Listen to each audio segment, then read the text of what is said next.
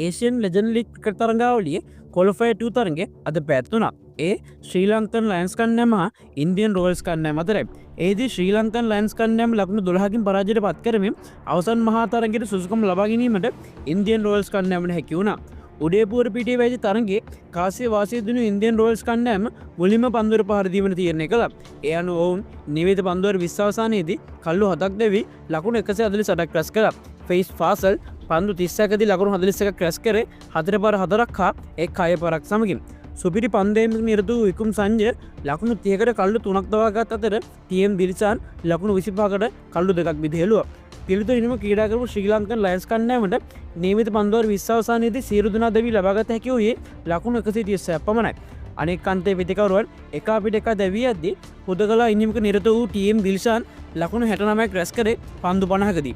ඔහුගේ ඉනිමට 4 පාර 5ක් හා 6 පාර 3ක් අදරත් වුණා.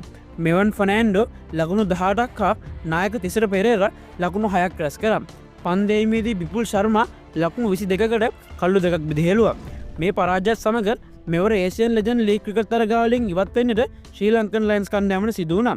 තරගෙන් පසුව පැවති මාධ්‍යමයේදී ටීම් දිලිසන් කියා සිටියේ තරගයේ හරිහැටි අවබෝධ කර නොගැනීම නිසා මෙම පරාජය සිදු වූ බවයි. තවදුරටත් වැඩිදුර අදහස් දක්වමින් ටීම් දිලිසන් කියා සිටියේ පන්දෙවන්නන් ඔවුන්ගේ කාර්යභාරය නිසලෙස ඉටු කළ බවත් පිතිකරුවන්ගේ දුර්වල පිතිකන රටාව නිසා පරාජය වූ බවයි.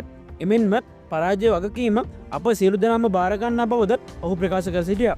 එමෙන්ම මෙම තරග ගැන අදහස් දක්වූ ශ්‍රී ලංකන් ලයන්ස් කණ්ඩායමේ නායක තිසර පෙරේරා කියා සිටියේ පිතිකරුවන්ගේ අනවශ්‍ය කලබල නිසා හා පන්දුව හරිහැටි අවබෝධ කර නොගැනීමට හේතුවෙන් මෙම තරගයේ පරාජය වූ බවයි. ඒ වගේම මේ තරගාවලියේ පුරාවටම ශ්‍රී ලංකන් ලයන්ස් කණ්ඩායම දක්ෂතා අතර සිටීම සතුටට කරුණක් බවද ඔහු ප්‍රකාශ කර සිටියා.